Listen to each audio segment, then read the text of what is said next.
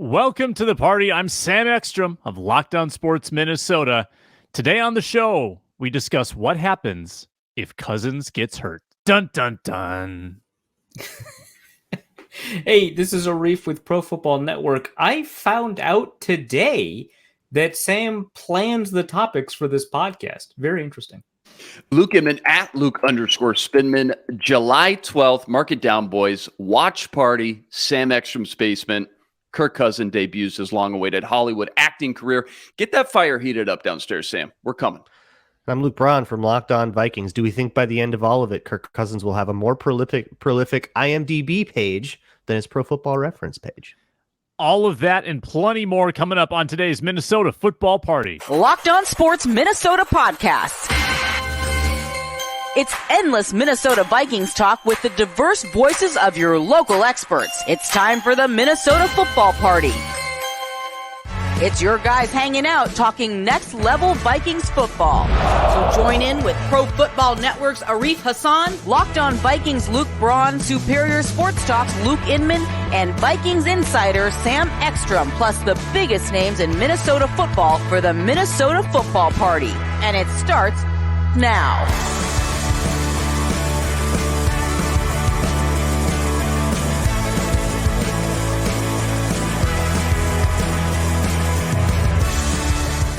Welcome in on a Thursday. It's the Minnesota Football Party on Locked On Sports Minnesota. It's Vikings talk with the area's best podcasters and writers for the next hour. I'm Sam. That's Luke Inman. He's also with us here at Locked On Sports Minnesota. Luke Braun, Locked On Vikings, Arif Hassan, Pro Football Network, a cadre of Vikings analysts. And we'll be joined by Ron Johnson at some point during the proceedings to get his take. A plethora. A bevy. What's that group of crows is called a murder, right? Let's go murder. With that. Yeah, a murder of Vikings analysts. A murder of Vikings analysts? Yeah. That's interesting. What are you talking about, Luke? Ron Johnson to you, Luke Braun? Maybe. I was thinking Arif to me, but I don't know. Well, I would never commit a crime against you knowingly. No. God, no. It feels like it just began, but Vikings minicamp is over. We will discuss the main takeaways from really all of the spring practices as the Vikings now head into their summer break. We're not taking a break. We're still going 4 days a week, not including the roundtable on Fridays here at Locked On Sports Minnesota. It's daily content. Subscribe on YouTube. Subscribe wherever you get your podcasts. Find us on the Sirius XM app, Amazon Fire, Roku devices, all of that jazz. Comment down below your biggest storyline from minicamp this week. Was it Dalvin Cook's absence, being gone now for probably ever? Although Kirk Cousins thinks there's a chance that he comes back. Is it Kirk Cousins' Netflix special? Is it Justin Jefferson showing up? What is your biggest storyline? Let's talk about Luke Inman's tease, though. July 12th, Kirk Cousins, quarterback, the Netflix doc. Luke, were you gripped? Tease? Luke Inman's tease. Were you gripped by the trailer, Luke Inman? Did it reel you in? It did. NFL Films always does a great job producing that stuff, editing. I can't wait got a little taste of the behind the scenes, like film grind sessions. It's not just at TCO, right? They're like in their basement grinding the film at night when the family's at bed. I also can't wait. I was thinking about this. I heard PA in the background, right? Calling one of Kirk Cousins' highlights. And I wonder if we're going to get some PA behind the scenes clips too in the mix. But yeah, 100%. I'm excited for it. July 12th. Can't wait. I want to know, like, did they produce 3 different trailers? Because I saw one that focused a lot on Kirk Cousins, and it briefly had like Patrick Mahomes and Marcus Mariota. I had to remember the third one, but it felt like it very much focused on Cousins. And was it? Did they produce 3 different trailers, or I were they wouldn't just be surprised. I mean, for most movies, they usually come out with 2 trailers, but the only one that I saw, it felt like a 50-50 split of Mahomes and Cousins with just a little bit of Mariota sprinkled in. But the one I saw, I thought it was pretty evenly split between Cousins and the Mahomes stuff. Cousins got a nicer edit in that trailer than he did the Madden trailer. I'll put it that way. But I want to know what was the kid's book that he was reading his like 5-year-old in the very opening scene of the trailer, he's like, "Come on upstairs, son. Let's read our bedtime story." The quarterback is very vulnerable. Yeah, like NFL Films like made that book and was like, "Hey, just like kicked it over to him." Statistically, the quarterback is the most important member of the team. Right. I, the quarterback, am reading this book that I've chosen at random for you. Right.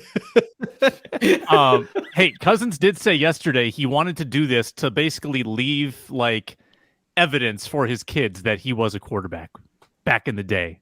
So that's and his cool. Grandkids, even. I mean, believe it or not, I was a Viking. I would have accepted almost any explanation, but that one kind of doesn't make sense. It's famously well documented what happens in the NFL. Like, I think the internet's not going to be around there. Wait, this is on Netflix. I want to do a documentary on you, and I said yes. Right. Fair enough. Netflix said, "I want to do a show on you." I said yes. Yeah. I would have accepted you don't need a reason. Yeah, I'm good. Okay, the thing is, so is this also called QB1 or what's this called? Quarterback. Oh God, okay. The creatively named show. Oh right. God. Well, I'm just saying we got Siskel on and its own without any other context. I'm actually fine with that because it's just like very definitive. It wants to like kind of give you, it wants to define itself by itself, and that's fine. Like some titles are like that, but the problem I have is that Netflix had a show called QB1. Which also I think it was produced by Complex Sports, but it was exclusive rights through Netflix. They provided funding. It's whatever the rights production thing is, and it followed high school prospects that were like 5 stars heading into college, and they never aired the 3rd season, which happens to include 2 of the quarterbacks that went in the first round of this year's draft. It would have been really nice. Dang. So it's done. It's like edited, ready to go. It's just sitting in somebody's basement collecting dust, or like that. Yeah. No, it's from my understanding, right? And who knows? But my understanding is that it is fully edited and produced and was ready to air. And Netflix took it like, a loss, like a tax loss, just like, when HBO decided to never air Batgirl, right? Which was completely edited. It had gone through post-production. And they were just like, well, we're not going to edit this. It's actually better for us to take it as a tax loss. That's right. Yeah. So Bryce Young's father is trying to negotiate with Netflix alongside Complex Sports to release the distribution rights. Bryce Young has the capital, but my understanding is that Bryce Young's father already had the capital to potentially buy the series to air it themselves, which would be really cool. I know that we're talking about Kirk Cousins. I'm just like really annoyed that they called it quarterback because they already had a show called QB1. Yeah. They went on off kilter there. Of the 3 subjects, Cousins, Mariota, and Mahomes, who's actually the most compelling to you if you remove your Vikings bias? Because oftentimes, like Full Swing, for instance, on Netflix, the golf show, the lesser stars, kind of the fledgling players, are often more compelling, more interesting than the stars. Like on Hard Knocks when we would follow like Happy Socks or whatever, right? Yeah, Happy Socks, the Texans guy. Exactly. Yeah, Charles James II, I think. Wow, nice. What a pull. That was good. Do not go to his Twitter nowadays. That was good. No, I do. Please don't. Oh my God. There's a lot going on there. It's Mariota for me for sure. Yeah, it's like I think of like All or Nothing is always at its best when they follow a bad team, and you have to document through that team and how much of a struggle it is to go. The Arizona team, as they like gradually realize this is not going to happen, or the Rams. The Rams season with Jeff Fisher getting fired was the best season of that show. Dude, it's always like great. You need some conflict, right? And like there was conflict in the Viking season for sure, right? Like all kinds of interesting on-field stuff happened. That'll be fun to see that documented. But for Mariota, like you got benched. Well, right? Mariota got benched, right? Yeah. Like you got hurt. You got benched. I can't wait to see like healthy scratch. Didn't show up for the last couple of weeks, right? In somewhat of an excused absence, as it were. Like there's an emotion to that can be captured. So there's something there. For very good I actually was going to make the argument that Mahomes might actually be the least interesting one out of all of that. I would agree. And and great quarterbacks can be very interesting. Don't get me wrong. It's more that Mahomes, despite kind of the reputation that his like family has, Mahomes himself is like fairly buttoned up. Like, I know Cousins is like very whatever, but at least very he's weird. tight in front of the camera. Yeah. But like, it's very Mahomes curated is the vibe I get from Mahomes. Yeah, exactly. And so that might be the issue. But with Mariota, like what Mariota is, I think if Mariota had been a great quarterback, he also would be. I mean, that's the vibe you get from his like Oregon days. There's actually a red flag coming out, is that he's like, I think the scouting report red flag was, the red flag is that there are no red flags. Well, now he's been through it, right? Mm-hmm. He's been through it. And he seems like he's much more willing to just do whatever he thinks is best for him and speak his mind and all. And this is just the impression I get. We'll see once the Netflix stuff airs. But like, I am really curious about how he handles getting benched, what his interactions with Desmond Ridder are, what it's like to work with Arthur Smith, who, based on what I'm seeing, is coordinating a very good offense, but there's just like no pieces there. And one of the problems is, in fact, Mariota's skill level. So I'm really curious about that. And hopefully, they've picked interesting enough subjects. If I were Netflix, I would have obviously grabbed Mahomes just for the name value, but I probably would have selected 2 other quarterbacks. But, given, who agreed and what access they had and what teams were willing to work with them and stuff like that, I'm sure this will actually be done really well. Like you said, NFL Films does a very good job with these things. Yeah, worked out pretty unbelievably, too, with one of them winning the Super Bowl, another of them having an outlandish regular season in Cousins, and then you've got the guy struggling, just trying to make it with the Falcons. Kind of the perfect mix, I think, of 3 quarterbacks. So we're going to find out that Kirk Cousins was Netflix's idea. Right. They're throwing some show notes into his locker before the game. Yeah. The one thing I totally agree with Arif, Mariota's the guy, but the one thing Mahomes has is did you see the trailer with all the trash talk? Like after he throws these ridiculous behind the back, and it's like, all right, what did he say down there on the broadcast? You can't tell. He's like John back and forth with Max Crosby or whatever, and it's like, I'm him. I'm him. I'm like, that's what you got, huh? That's what you did? I'm him. All right.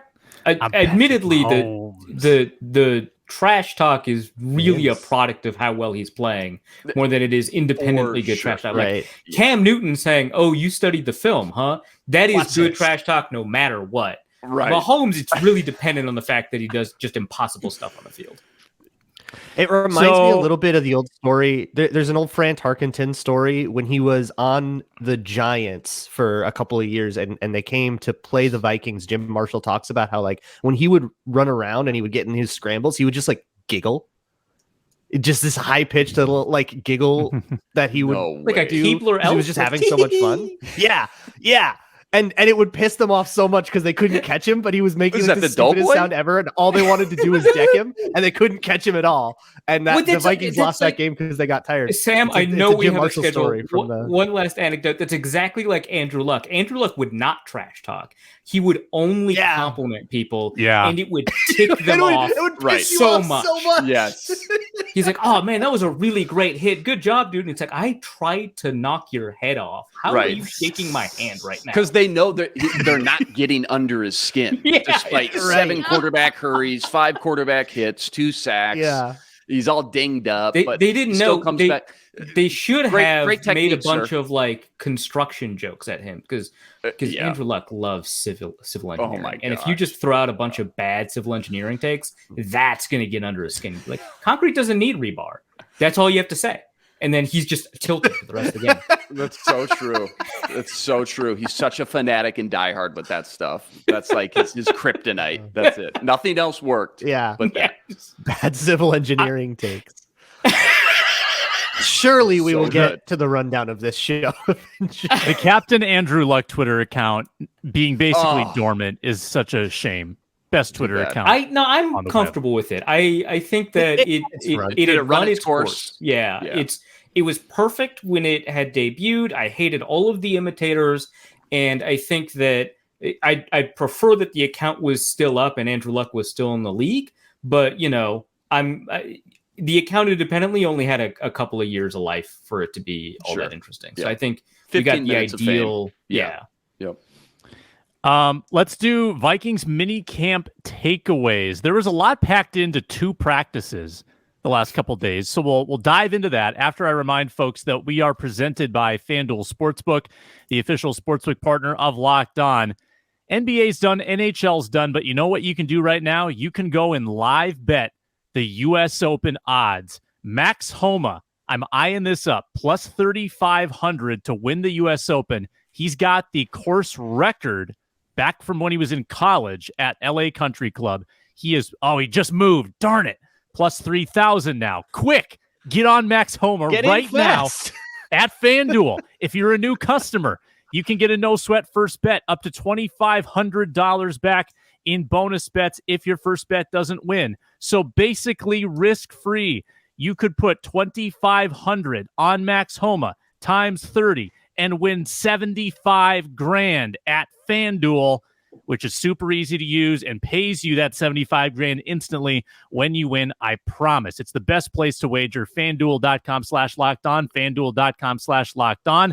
Make every moment more with FanDuel. Get a no sweat first bet. Bet the U.S. Open right now. All right. Luke Braun going out to the U.S. Open later. LA guy? Nope. Oh, okay. Vikings pay me minicamp. to watch golf. What would you rather watch, golf or NASCAR? Ooh, That's not even close. NASCAR, 100%. NASCAR. Yeah. NASCAR. Okay. Until golfers have a 1% probability of running into each other and exploding, no chance. True. Also, NHRA clears. Continue, Sam. Vikings minicamp. It began Tuesday and it ended Wednesday. Here is what we learned in those 2 days. Kirk Cousins just drops in casually. Well, yeah, hey, I hope Dalvin Cook comes back. I'm kind of optimistic about it. Danielle Hunter does not show up. Justin Jefferson does show up and says he's not worried about money. Money? They pay me money to play football? What? This is brand new information. Where's my agent? Money? For me? Money? I mean, it does recall the "I'm not too fond of money" conversation from not long ago. While he was wearing his own branded merch, right? But it was like, like Tyreek Hill or somebody had just signed like the big money deal. And everyone's like, "Hey, seeing all these receivers sign big deals, it's got to make you excited about the contract that's coming down the pike for you, right?" And he's like, "Yeah, I don't know about that. I'm glad they're happy. I'm not too fond of money." He just he just spent a week in Miami, like negotiating endorsement deals. He doesn't care about this particular money because he's set. Yeah, he said that he missed OTAs because he was so busy with his marketing deals. That's right. Yeah, that's right. I did. Yeah. That was funny. What'd you guys think of that? Yeah, I didn't love it. I've just been so bit. Where you been, man? I got. He was working out in Miami. Just so much stuff going on. Showed up, made a one-handed catch the first day. He's in shape. Yeah, he's fine. He's good. But just like it felt like. Can you imagine having that conversation with somebody though? Like Luke's trying to say, like, yeah, I don't know, man. It's just like so crazy. Just so much. They're bending me over the barrel on these endorsements, man. It's just like, look, okay, fine. I love Wheaties, but like, if you want me on the box, you got to pay me up front. And none of this installment stuff. And it's like, how much are they paying? What's going on? Yeah, it just felt like, I don't know. Sam, were you there? Were you in the scrum? Like the PR spin that they maybe tried a little too hard or got in their own head almost too much about how to answer some of these, hey, you've been MIA kind of questions. Yeah, I thought that you don't overly downplay the importance of these practices when guys like actually do show up, and it does mean a lot to a lot of these players. It might not mean a lot to Justin Jefferson, but when he says like, yeah, I don't think I missed much, that's not a great look. And I think kind of going over the top to say that he doesn't care about this, that he's not thinking about this contract is maybe a little disingenuous. He wasn't rude. I just think maybe the coaching or that he got, or maybe just his own ideas of what was going to like sound good in a soundbite didn't sound that good. It's fine. I think they'll work it out in the next 6 weeks, but I do respect him. I will say this. I respect him for showing up and doing more than just warming up. Like he actually participated in live drills. And I think that was a nice, that was a good look for him. Was he in 11s then? Was he playing in the 11s? He was in 11s, not like every rep, but he was running routes, catching balls, fake blocking and run plays. He was going through the motions. Yeah. A lot of times you see that player finally show up and they're just kind of standing on the sideline with the helmet the whole time. So that was nice. I want to ask Luke and Arif just real quick, if they were not to extend him, right? So much talk about this contract conversation. If they didn't extend him, what's that 5th-year option look like? Because that's based off like games played and Pro Bowls and things like that. How much, it can, would the base around, or like the cap hit look like? Yeah. Just ballpark. It's like 19-ish. And 19 then million. it goes up 20. $1 million if they make a Pro Bowl or something like that. Yeah. So 19. So could be about 20, 20 mil. like Okay. So about 20 mil. So Kwesi's looking at that saying, all right, if I don't extend him, I got to pay him 20 mil next year versus some of these other new contracts that we can compare to like Tyreek and Devontae and AJ Brown. When you look at those backloaded, like they all are, right? No surprise there. But like those first 2 years, sometimes even 3, you're talking the cap hit is 5, 7, 8, somewhere in that range. And then maybe after 2 years, it jumps to like 15-ish. And then those last 2 or 3 years is 30, 40 million, something like that. Is that kind of how it works? What's your guys' anticipation as far as maybe the first few years of that JJ contract, if they do extend them? I mean, I would imagine that the contract average is probably above 30. It's probably 31, 32, 33, something like that. But those first cap 2 hit years, for the first couple of years. Let me just pull up Tyreek. Let's just pull up Tyreek. But I imagine that the cap hit for the first couple of years is probably in the 15, 16 range. Like, I don't think that it's going to be in the 5 mil range. I mean, it's certainly possible. So Tyreek's first year was 6.5 and then jumped up to 12 this year, 2023. And then it gets 31, 34, 56. And then Devontae, they'll restructure into a bonus. Yeah, exactly. Devontae, 12 mil, 14 mil, then 25, 44, 44. Yeah. AJ Brown, 5 mil, 8 mil, 12 mil.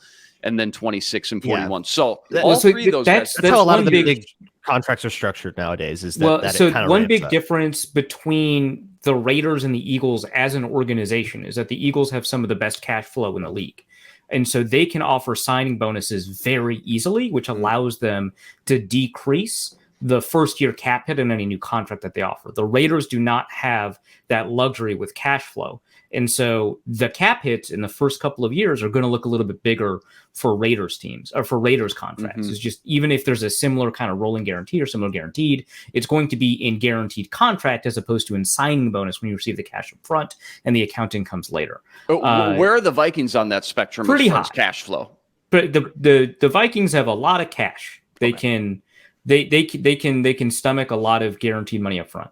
And it's how they do all the restructures they do anyway, right? Like you take a look at like the way that they've handled like Hunter and Kendricks and stuff like that over the years. And they do like the signing bonus structure, like, I mean, with the voids that they've been getting really happy with. So they can do it, and they pay out a lot of cash and guaranteed every year compared to a lot of teams. So that they're certainly in the top 8 in terms of the ability to provide cash flow, just because you've got a real estate billionaire running the team.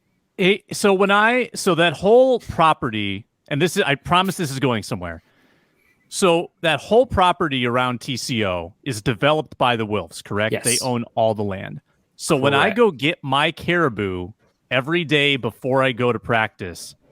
Caribou, I am pretty confident, is paying rent to a company that is paying rent to the Wilfs. That is my understanding. So by helping keep it alive, I am putting money in the Wilfs' pocket and helping them. You're helping to get Justin Jefferson extended, yeah. Well, now I have to question your objectivity as a reporter, Sam. Yeah. Bias. He's a homer. Not going to lie, Justin Jefferson does help us get clicks here. He does. I'm invested. Other mini camp takeaways that maybe it was something that you read on Twitter. The Danielle Hunter holdout stuff is really interesting. I mean, yeah, that's huge.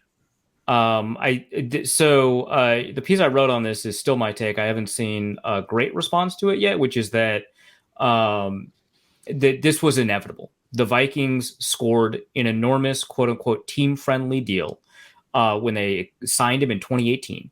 And the consequence of getting someone at a really good value for the team is that now they're getting underpaid and they know it.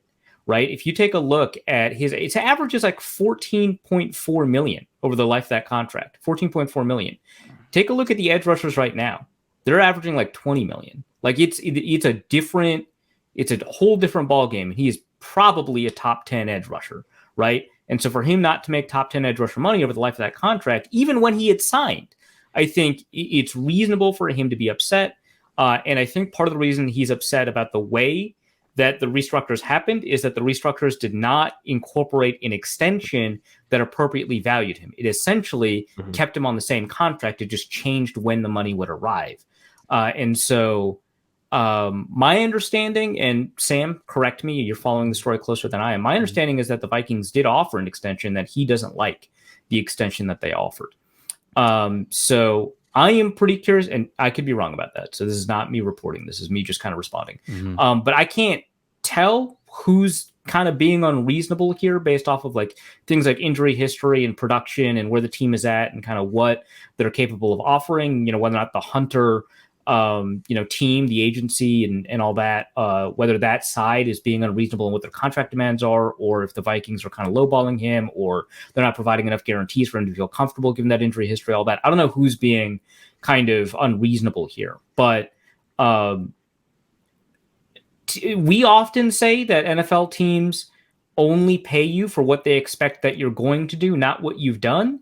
That's not true. And part of the reason that's not true is because they want to keep players happy. It's important to have a good locker room. And I think that we're seeing the consequence of the Vikings constantly chasing value. Yeah. Luke and I talked about this on Tuesday's show. Braun, tell me if you think this makes sense. The Vikings shop Danielle Hunter. They take a 1, obviously, if it's offered. If it's not offered, then the offer to Danielle is, we will juice up your salary this year by $12 million and give you 17-ish. And you will become a free agent after this year, and you can get whatever contract you want. And that is the alternative to a trade. Does that sound like a realistic outcome? Yeah, Band-Aid thing. Yeah, I think the system there sounds realistic. Let's shop him in if we don't get a crazy. Well, they're not actively shopping him. They're getting calls. They're receiving calls, but they're not just listening. But they're not actively calling other teams. But yeah, let's say okay, no trade offer comes in. That's crazy. All right, we'll juice up your deal. I think you might have to do better than 17, but maybe not if it's just a 1-year thing and you're letting him hit free agency and then he gets to negotiate his own thing. That's closer to what he wants. So maybe you can get away with a lower dollar amount, but at this point, if it's like you've gotten away with a low dollar amount so much, like holy crap, just pay the Pro Bowler. Right. Yeah. I think you should just offer if he wants to leave, if he wants to hit free agency, then never mind. But I think you just offer like a 4-year, $80 million deal at the minimum. Yeah. How much if he does want to leave, the reason is because you're not paying him enough and he wants to go to a place that'll pay him enough. I have an idea for how to solve that. This crazy idea that just might work. How much do you think a player like Hunter in this situation maybe ends up leaning towards, all right, I would take that Band-Aid deal because I do want to play with a defensive coordinator like Brian Flores with that pedigree? Or do you think none of that stuff really matters? It's just all about the cold hard cash, the numbers, setting yourself up long term. Do you think the coaching and the personnel, who I'm playing next to and things like that matter at all? For Hunter, yes, based off of the conversations I've had, he's not a very conversant guy, admittedly. Right. But based off of like my interactions with Hunter, I would say those things do matter a lot. But like, it's one thing to say, I'm not looking to squeeze all of the blood from this stone in terms of what that contract can provide. It's another thing to say, you are persistently underpaying me. Sure. Like those are like two different things. But I do think that he cares about, the system he's in, and he cares a lot about, the team that he's working with and stuff like that. Like, I think that it's not, because if money was a sole driving force for him, he would not have agreed to that original deal. We all knew it was going to end up here at this point eventually anyways. So yeah, that's kind of curious too. Yeah. Just curious what you guys thought about that. Yeah. Let's play a little bit of something or nothing. I'm going to give you a couple storylines from what I saw on the field at Vikings minicamp. Tell me if it means something. Or if it's about a receiver, it's nothing. Sorry. Okay, well, we'll see if we get there. Patience, Arif. Let's start with Luke Braun. Kirk Cousins, in both last-second 2-minute drill sessions, he failed. On Tuesday, he threw a really bad pick.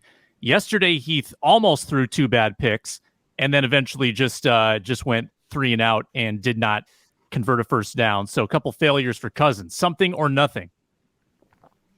In minicamp, probably nothing on the end of 2 practices. Could be something on a like sustained pattern, like what we've seen the last couple of years. 2021 couldn't convert at all in the 2-minute drill, and then that became something of a thing that year. And then kind of the opposite in 2022, again, was something of a thing.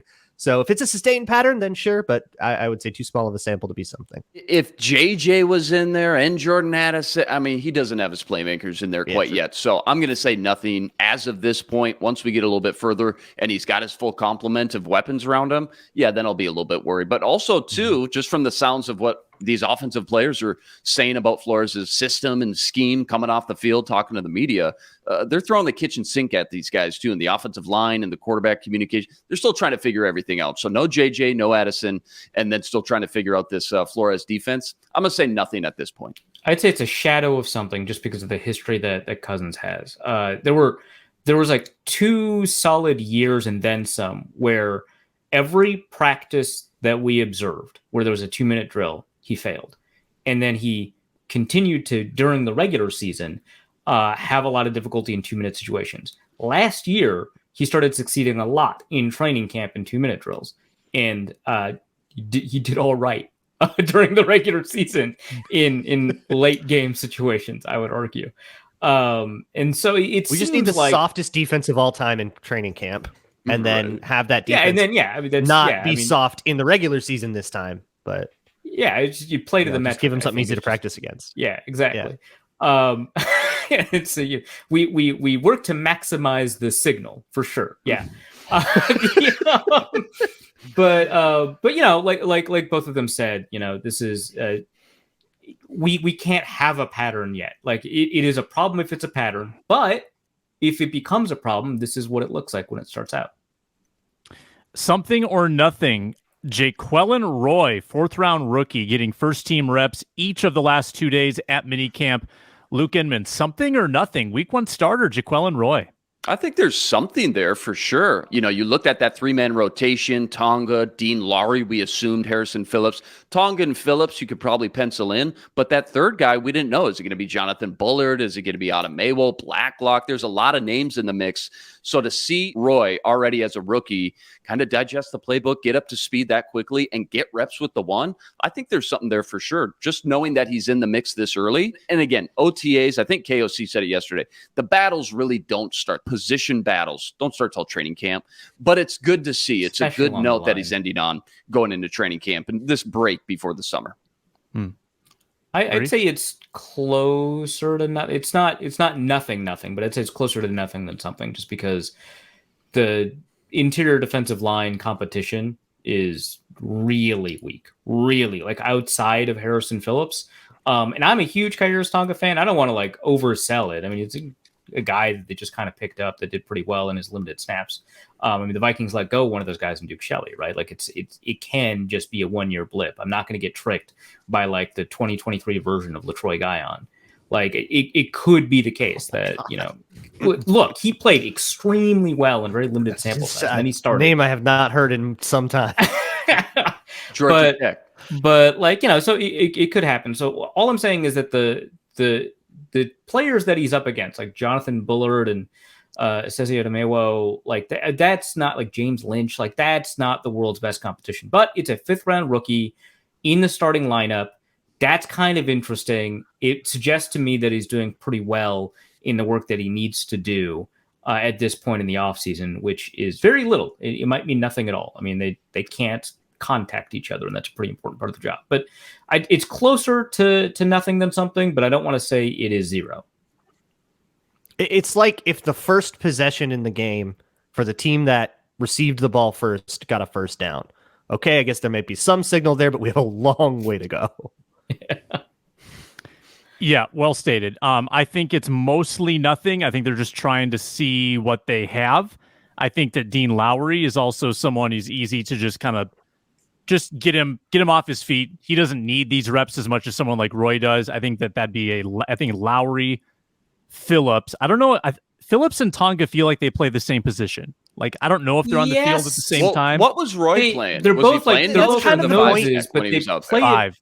He was. Okay. So both Tonga and Phillips are like nose tackles. That is accurate, but they play it very differently. And you can put both on the field at the same time if you want a lighter box. Like it's one of those situations where it's like, I kind of want our linebacker to be the overhang. If we want him out of the box, then we should probably have some guys who can stuff the run. And you'd probably play Tonga in the middle and then Phillips at like the 4-eye or something like that. So let's just say they want Phillips at, the 4-eye or 5-tech, whatever. And Tonga goes down or needs a breather. Who's the backup nose behind Tonga? Obviously, we know Phillips can do that. Phillips in. You move Phillips in, and then you bring in whoever isn't starting of this group of like Jaquelin Roy. Yeah, I'm looking at the depth chart right now, and the answer is that you move Phillips in. There's literally nobody. For sure, Calvin Avery. I don't know, what are we doing? I mean, Zimmer did try to make James Lynch a nose tackle. I suppose you could do that again. Otherwise, you guys remember TJ Smith from last year? He was a nose. TJ Smith, number 50? Yeah, he's on the roster. Also took some reps with the one, if I recall, in OTAs. Yeah, he got a couple series. Last one, Josh Mettelus has gotten more nickel reps than any cornerback. Josh Mettelus being your pseudo nickel or third corner, is that something or nothing?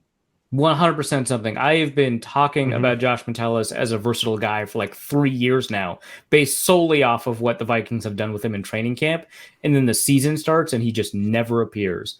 And it's been frustrating, but I do think that a Brian Flores defense is probably the most likely to try and find unique uses for safeties that have versatile skill sets, which is why they drafted Jay Ward.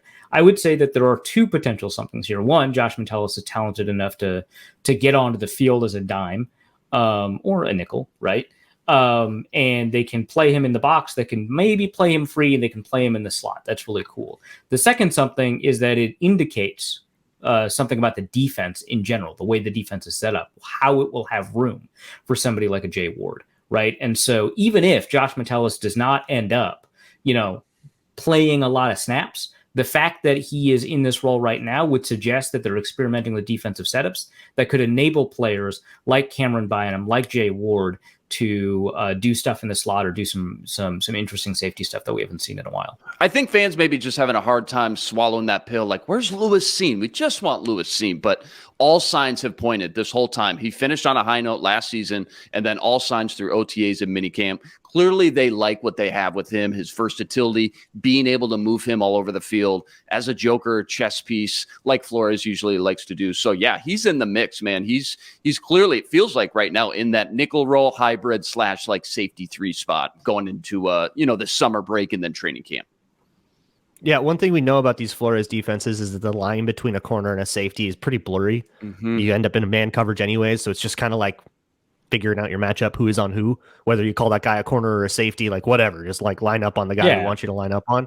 Like Eric Rowe is a really great example of that. Yes, good example. Yeah, guys like I want to say Patrick Chung did a lot of weird stuff with the Patriots when he was there too. Yeah.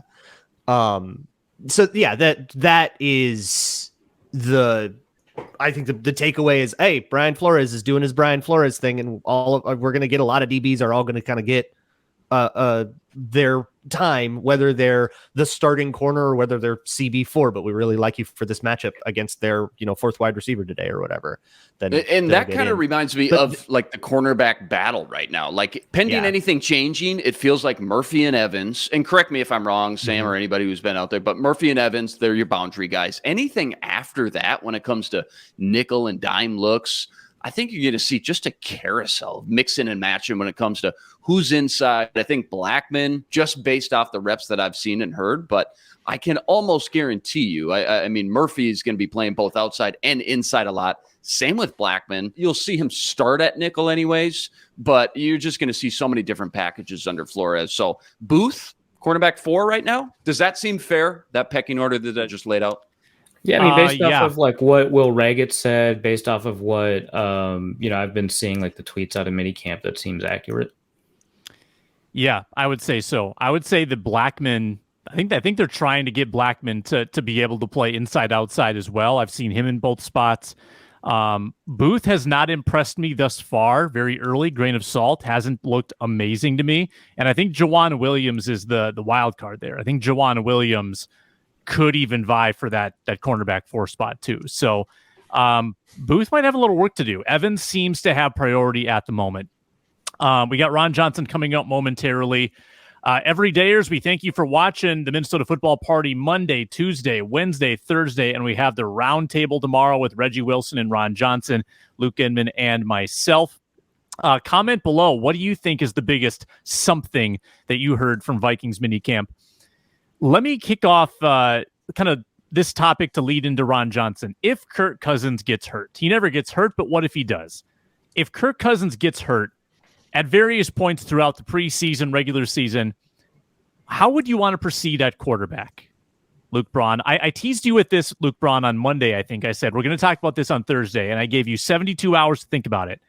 So if Kirk Cousins gets hurt, let's say it's like the end of training camp, Teddy Bridgewater style, but not as severe. What quarterback are you turning to? Who do you want starting week 1 then? Is it Mullins? Or is it you just give the season to Jaren Hall? How would you view that? Yeah, you're asking me to predict the preseason, basically, because this decision, 90% of the information that I am working off of has not happened yet to make this decision. So, yeah, revisit this later, right? For now, Mullins is taking the second team reps, right? Yeah, and Hall really hasn't been allowed to do anything live with the he hasn't even gotten many twos reps at all. That's what I'm trying to say. Yeah. So it's Mullins until, and it's on Jaren Hall to upset that status quo, and we'll see if he can do it. But I guess I'll stick with the default. Like right now, it's Mullins until something else happens that upsets that, which it could, but it's Mullins right now, and he'll just carry you for however long he needs to carry you. That's why you traded for him. Depends on the situation too. Are you 9-0? Are you 0-9? You got playoff aspirations? Are you playing for next year at that point? Are you thinking bigger picture into the future? Do you just want to get the rookie some reps? That's what's going to happen. I mean, Mullins is QB2 at this point. I mean, Luke's right. Yeah.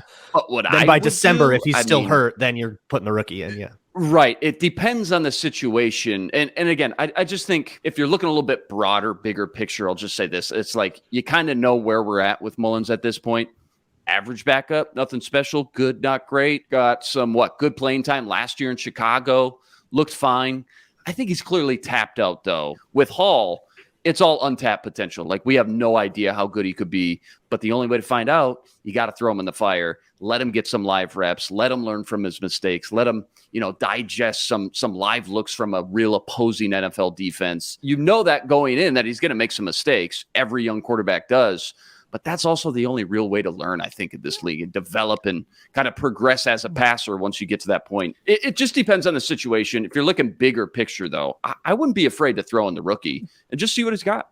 Let's get Ron Johnson's take on this, Arif. We'll get yours after we get Ron in here. Ron, we were just talking about the topic. If Kirk Cousins gets hurt, which quarterback would you want to turn to? Would you go to the veteran backup or would you go to the rookie to see what he's got? How would you view that situation? Right now, who knows? Honestly, we really don't know what Nick Mullins has done it before. So I personally would probably say go with Nick Mullins. Jaren Hall, it depends on where he progresses. Like if Kirk Cousins gets hurt now, you have to go with Nick Mullins. If Kirk Cousins get hurt like week 7, then you have to see where Jaren Hall was, like as far as preseason went. How did he do during training camp? This league has been one of the weirdest when it comes to rookies. If you think about guys like Russell Wilson, who started early, did a great job. Andrew Luck, RG3. But then what happened to RG3 the next year? Injury. Then you go back to guys that say, man, I wish I could have sat down for a year and waited. Patrick Mahomes, all these guys that got to sit back and wait. Aaron Rodgers. Sit back and waiting sometimes is actually a blessing in disguise. Sometimes throwing a rookie into the fire too soon can really hurt their growth long term because they're just overwhelmed. Now, but then you have the guys, what's his name for the 49ers? Brock Purdy? Iowa State, Brock Purdy. Like, he got to sit and watch for a little bit, and then he came in. So there's no real formula to when a guy's ready to sit. Like Cam Newton was a day one starter. He was fine. It just all depends. But I would probably early on go with a guy like Nick Mullins. I think Hall, if you know he's the long-term solution, I think you start to change your offense a little bit, and it starts to look more like, not say the Baltimore Ravens, but you have some packages in there that allows him to use his legs and not just sit back in the pocket like a Kirk Cousins. They're just different. Nick Mullins looks more like Kirk Cousins on the field, and that's why I would say you don't have to change your offense much for him. Jaren Hall, you have to add in things that can help him, which is play action probably, running around a little bit, movement, and letting him use his legs. I mean, Russell Wilson early on in his career, that's what made him really good, was his ability to run and create that secondary play. Ron, the Vikings didn't know what to do with Kyle Sloter a few years ago because it sounds like they knew what to do. They got rid of him. He was so, well, hear me out. He was so good in the preseason. Fans loved him. Find this. I'm going to hear about it on Twitter. Yeah, right. I'm going to get a DM from Daryl. He put up the stats. He put up the wins. He had clutch drives. He did everything that it appeared like he should be doing. But according to the Vikings, he didn't always know what he was doing. He was kind of freelancing. His decision-making was off, but he was athletic enough that he made up for it against the backups in preseason games. So what is the measure of readiness for a quarterback like Jaren Hall, who is athletic, who might be able to freelance a little bit out of the pocket? Do you think that before the Vikings can trust him in a game, he needs to prove that he is airtight with his knowledge of the offense and the playbook? Well, I'm going to need a notepad for that question because that was there's a lot to unpack there. Yeah. First off, I'll say practice. We're talking about practice. We're talking about Kyle Sloter in practice, not a game. Not a game. Practice. So Kyle Sloter in practice, I don't think you can put a lot of you can't put a lot of stock into that. I think what the coaches saw, and that's the actual game. Because this is the thing. Scramble around, make a play, great. But is that going to work against a defense that's actually sound and knows what they're doing? Probably not. Nothing against Kyle Sloter. Love him. We had him on the show. Hope to get him back. But when you watch him in the XFL or the USFL, one of the two, I think he got benched. Clearly, there's some mental parts of the game that he struggled with. So we can't deny that. Athletically, he's ridiculously talented. And I think the Cam Jordan quote speaks to that. When you talk about decision-making, and Cam Jordan put in 4 different factors. We know he slandered Kirk Cousins for no reason, but he said you can either think fast and make the right play. You're going to play, you're going to make the team. You can think slow and make the right play. You're probably going to be on the team where we might question your abilities. You can think fast and make the wrong play. We probably can find a place for you on the team, but you got to get it to going, and then you can move slow and make the wrong play. You're going to get cut. And he said, but that slow right play, that's what we call the Kirk Cousins. That was slander for no reason. But Kirk Cousins does make the right play. That's kind of slander. I think Kyle Sloter thinks right. I mean, he said he makes the right play. I think Kyle Sloter moved fast and made the wrong plays, and it doesn't work for a quarterback. It does work for maybe a defensive lineman, a linebacker who's just trying to go. But when you're at the quarterback position, you can't think fast and make the wrong play. But for a quarterback, like you said, when you're, and what was the second part? Sorry, because I was stuck on Kyle Sloter. You got me there. Sorry for the wordy what question. What does Jaren Hall need to do? What does Jaren Hall need to do? Jaren Hall, oh man, I don't know. So this is the thing about quarterbacks, man. Like Kevin O'Connell played the position; he was a backup. So we have a really good evaluator of what a quarterback should be because he was behind one of the best in Tom Brady. I think when you think about the quarterback position, Jaren Hall in the preseason 1 has to make the right decision fast. 2, if he makes the wrong decision, it better be fast as hell. It can't be slow. Like he can't have a slow progression, end up on progression number 3 and still throw it to number 4 and throw a pick. Like you can't do that because fast, wrong decisions as a rookie, I think they're like, man, at least this kid's thinking quick. We can work with that. So that's going to be the key. Like, where's his decision-making?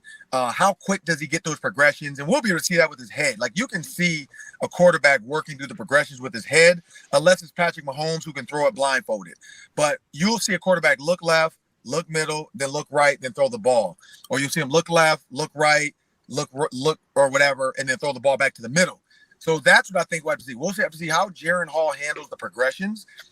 And then is he dumping the ball off in a go-to situation, 4th and 7? Does he dump it off for a 2-yard gain? I think they want to see that too. Like, is he a gamer? Is he gonna fit a ball in a tight window? That's the things that I think can show coaches like, man, this kid's actually pretty good. That, and then hash to sideline. Like, how is his hash to sideline throws? Does he have the arm strength? Or is this going to be a kid that has to be in a box? Like, we cannot throw deep comebacks. We can, like, Peyton Manning, Aaron Rodgers, Tom Brady, they made all the throws. And we're not saying this guy even has to be close to that. But Lamar Jackson does have a strong arm. People say Lamar Jackson has no touch. So where does Jaren Hall fall? I think it's all going to come down to Kevin O'Connell. For make a long answer short, quarterback is tough, man. Like, I don't know. Receiver, you could just say catch the ball or run the right routes. Quarterback, there's a lot that goes into that. But honestly, I think it comes down to Kevin O'Connell. And that's why he gets paid a lot. He might make the wrong decision. He might think Jaren Hall's not ready and Jaren Hall goes somewhere else, becomes a star. We just don't know. Ron, we were just talking about Josh Mettelus and Jaquelin Roy and some mini camp highlights. Now that it's all over, got the big summer break, what's your favorite Vikings position battle or storyline just heading into training camp? Maybe most curious about and can't wait to see unfold. And then quick follow-up, 1 to 10, how interested are you in this Kirk Cousins Netflix special coming out next month? Well, I'll knock the Kirk Cousins thing out right away. I think I did it with Sam. I know you guys have all seen it. Sam has never seen the movie. Of course, go figure. Right. Yeah. I'm with you. Varsity Blues. Varsity Blues, when the offensive lineman goes to the strip club and sees his teacher stripping for the first time. And what did he give her? What grade did he give her? A 10. He gave her a 10. I give it a 10. Yes. It was erotic. It was awesome. I had things in my face. I give it a 10. By the way, I never had a teacher that looked like that, but man, I would hope if she was a stripper. But that's a totally different question. Jesus Christ. But I wouldn't want to be in college. I wouldn't be a high school kid because that's not right. You can't be a high school kid looking at your teacher stripping. But I wouldn't want to be in college. But good stuff. I'm very interested to see Kirk Cousins because he does actually talk about, that was a great teaser. He talks about when he does stuff that is out of character and out of his shell, it becomes a thing. Yeah. So I'm interested to see that, like him talk about taking the shirt off, how Julie Cousins, was she super excited about that? Like, did she put on the varsity? Spent all this time outfit? picking out a shirt and he's not even going to wear one. Right. Or did that did she see that? It was like, okay, when Kirk gets home, it's on. Like, I'm ready. Kirk, you were hot on that plane. Like I don't know. Like, hey, that PA boot rollout there on 2nd and 8 really got me going. Like, you will find out, but I do love that Kirk Cousins said that when he's out of his shell, we are this close to trying to figure out whether or not Julie said chains on or chains off. That's the problem. This is where we are right now. Well, clearly the chains he had. You're going down a dark path. The other chains, he had to give that back to za'darius. Like, those were Christian Darius. I was like, hey, give me that back. I know you're rich, but I'm gonna need that back. Oh the my locked goodness! On out of context count is going to get a hold of this. But other than the context doesn't help. That's face value. But the position battles. Let's get back on track. Oh, right. Yes. No. Right. Of course. The position battles. I'm interested about teams one. that we cover. It did become wide receiver 4, 5, and 6. Like, I'm very interested in that now, 4, 5, and 6, because I think that is going to be a battle now. Jalen Naylor, Tristan Jackson, Sam brought up at minicamp. And then of course all the rookies, Thayer Thomas, some of these guys, like, do they just end up on practice squad? The guy they brought in, Brandon Powell, does he just go to 4? Does Jalen Reagor make it, or is Brandon Powell going to be a returner? So there's a lot there with 4, 5, and 6, because we do truly have a 4 in Reagor, but has Tristan Jackson and Jalen Naylor outplayed them to where it's theirs now, or for sure Jalen Naylor. So I want to see that, and then also the safeties like Mettelus, Seen, and Bynum. Now we know Bynum is kind of right there, but Mettelus and Seen, I want to see that one as well. Like, that's what I'm really interested in seeing. Mm-hmm. Yeah, on those wide receivers, I feel like every time I see the Viking social media put out like a recap of this OTA or this minicamp or something, I'm seeing a lot of Brandon Powell. Is he like showing out, or is that just like happened to be what the people at VEN are picking? Well, I will say this: when you look at KJ Osborne, remember KJ Osborne last year ended up in the media a ton because he was making the plays.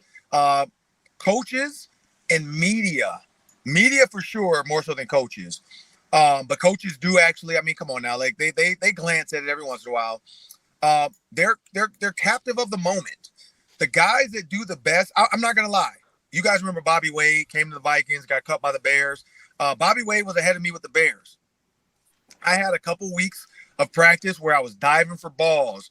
I was killing Brian Urlacher and Lance Briggs, in the slot. And it wasn't that I was better than Bobby Wade. It was that I had bigger moments during camp and then in the preseason as well. And so that's why they ended up releasing Bobby Wade, put me back in the slot. It's all about what you do in the moment. When you get your opportunity, are you making the best of it?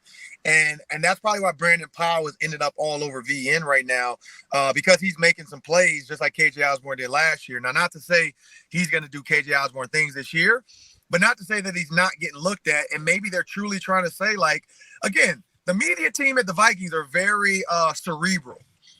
They had Alexander Madison on the media wall before it was too soon. And what happened? He's number one. They're now talking about Brandon Powell, and we're not seeing a lot of Jalen Reagor. That's probably your kick punt returner. Or your punt returner for sure. So maybe both. Maybe Kene Nwangwu is not going to be your RB3 because they don't need a kick returner because all you have to do is fair catch it. Maybe you just put a receiver back there to fair catch it who can punt and kick. Fair catch that thing, bro. Put us on the 25. We don't need a third running back. We need McBride. We need Ty Chandler, and we need what's his name? The starter, Alexander Madison. So, again, the social media team, man, like don't think that they don't have inside and they do it by mistake. So I think sometimes that comes out. So, I mean, there's been a lot of talk about like how the defense, like on OTAs and in minicamp, has shown up more complex than defenses typically do at this point of the season. They're supposed to be installing the fundamentals that are already, showing like multiple fronts and blitzes and stuff like that. How much of that is just like, hey, we need a storyline? And how much of that is like legitimately like, oh, it's kind of interesting that Brian Flores is installing defenses a little bit differently than we typically see? Yes and no. So yes, I see what you're saying. Yup, that is a little bit just to throw a storyline out there because defensive coordinators and offensive coordinators for other teams are looking at this stuff too. It's not like it's hidden. Yeah. They can see these videos. That's why Mike McDaniel, which it was the worst. I don't know if you guys saw his comment when they asked him a question about something about was it Dalvin Cook? They asked him about Dalvin Cook coming to the Dolphins, and he said, like I was born. Is it my birthday? Because I was born at night, and as a baby, it was like, and then he basically was trying to say like I was born at night, not last night. Like, dude, just say that. Like he went through this long. So basically, I think coaches, it was the longest, stupidest response ever.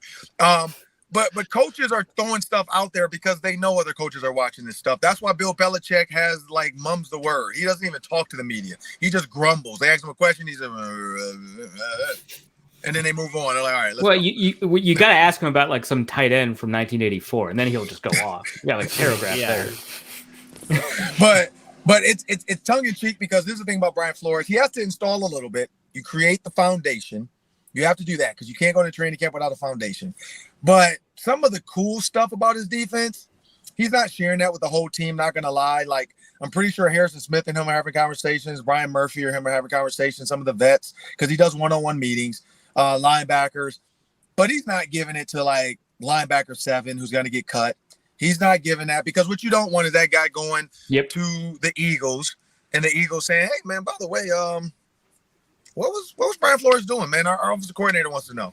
And then he gives it all away. Like, oh man, like, when we check Eagle, the linebacker and the DN are going to twist this time. So all you have to do is pick up the DN and smash him, and you'll knock the linebacker off his track. So yeah, he's installing for sure differently probably, but he's definitely not giving it all away. But yeah, I think it's a little bit of storyline just to throw some stuff out there because when training camp ends and they're down to that 56, they make the guys turn their books in anyway. I mean, even though I don't think they have books anymore, they have iPads, but they make those guys, they wipe it and re-put on the stuff they're going to get to for the actual season. Same with Kevin O'Connell's offense. He installs the basic skeleton, and then he's going to get to the rest of the stuff once he cuts his guys down, because you don't want the fourth quarterback knowing everything you do so he can take it to the next team. Ron, roundtable tomorrow. What do you think? Top 5 football movies? Should we finally do our lists? How are you going to provide input, Sam? Oh, he's gone.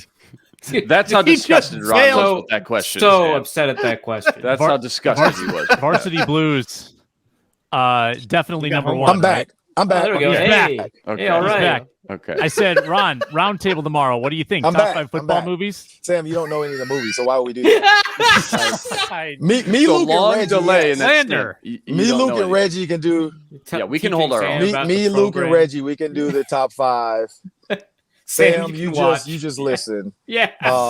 Could be stat boy. Like Sam's never seen any movies. Like I say like classics. He's like, no, I never saw that one. Never heard of it. I will say this though, you guys. I don't know if you guys all saw It, the movie It. The new one or the old I've never original? seen it. The old one, the original. Oh, I haven't seen the original. I've never seen I saw it. I've never two, seen the two I've never cassette seen the tapes. remake either. It's like 3.5 hours long. I've never seen the remake either, which I might have to watch it. So that's the one thing me and Sam have to comment. We haven't seen It. The new one? There you go. Yeah, I like the new one. Okay, I I heard I'm the about new to one's watch that. good. Yeah. But Sam's seen nothing, so we know that. We do know that. Yeah, no, and he's not exaggerating either. Ron Johnson hosts the roundtable on Fridays. He's at 3 Ron Johnson on Twitter, host of the Ron Johnson Show Mondays, Tuesdays, Wednesdays. He's got great guests all the time on the Ron Johnson Show. Brevin Spann-Ford, Gophers tight end, on the show earlier this week. Go back and check out that interview. Big Gophers tight end, going to have a big year for the Maroon and Gold. Ron, thanks for joining us today, and we'll talk to you on the roundtable tomorrow, all right? Appreciate it. Little teaser. We are going to try to have, he said he's coming on. We don't know when. DK Metcalf's dad is going to join us on the show. Terrence Metcalf, former Bear. So he just DM'd me and said he's going to come on. We just got to figure out a time that works. And we're going to ask him about Cam Dantzler. Like, what did you think when your son made Cam Dantzler become a meme around the world of what are you doing, Cam Dantzler? So Love it. Seattle, we should have beat Seattle, and Cam Dantzler got lost in the sauce. Now you gotta have him on. Metcalf. Now you gotta have him on. So we're gonna ask him about that. Maybe he can, and maybe DK's home visiting during the off season right now because they're done with minicamp too, and we can get DK to jump on and just say what he thinks about Cam Dantzler. So I love it. I love it. I'm not gonna slander Cam that. Dantzler. I'm not gonna do that to Cam Dantzler. I wouldn't do that. But I do want to ask him. Not gonna slander Cam. Yeah, we're not gonna slander Cam Dantzler. I don't do that to people that are no longer with us anymore. That's not fair. It's not good. No. Yeah, that's in good taste, Ron. We appreciate you. Thanks for your time. All right, appreciate you. All right, for us, we're holding this to Monday. We are going to draft a preseason fantasy team of Vikings players. And we are going to track the fantasy points in the 3 preseason games. It's going to be a blast.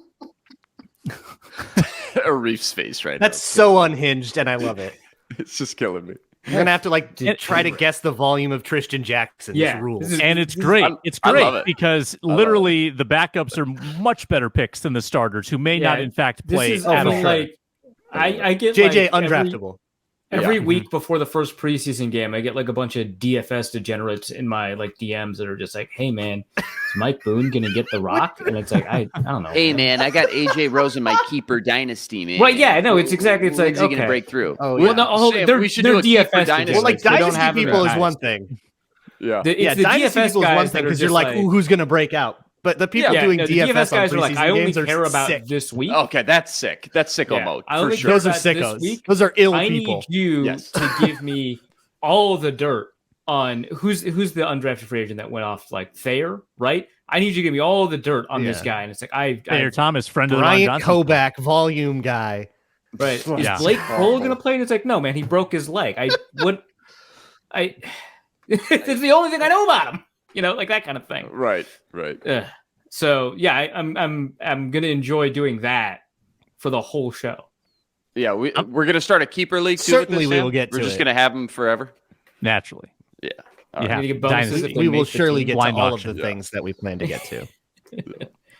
Yeah. Successful first day with the bullet points on the side, I would say. I think we nailed it. 2 out of 3 ain't bad. No, we technically did talk about a preseason fantasy draft. The bullet point did not say that we would do the draft. It's just on. Well, it did say, it did say on today's show, but yeah, you're right. We teased it for the next show. I'll tell you what, you can make up for it by plugging Locked On NFL podcast coming up next. Watch next the Locked On NFL podcast. You should facilitate such that it is coming up next. And okay, that makes more sense. Luke Braun, you're a participant on that podcast once in a while, right? Yes. Tuesdays. Which is... me and Ross Jackson. Yeah. Ross Jackson covers the Saints. Locked On Saints. Does a great job. Yep. Appreciate you, Luke. Appreciate you, Arif. Have a wonderful weekend.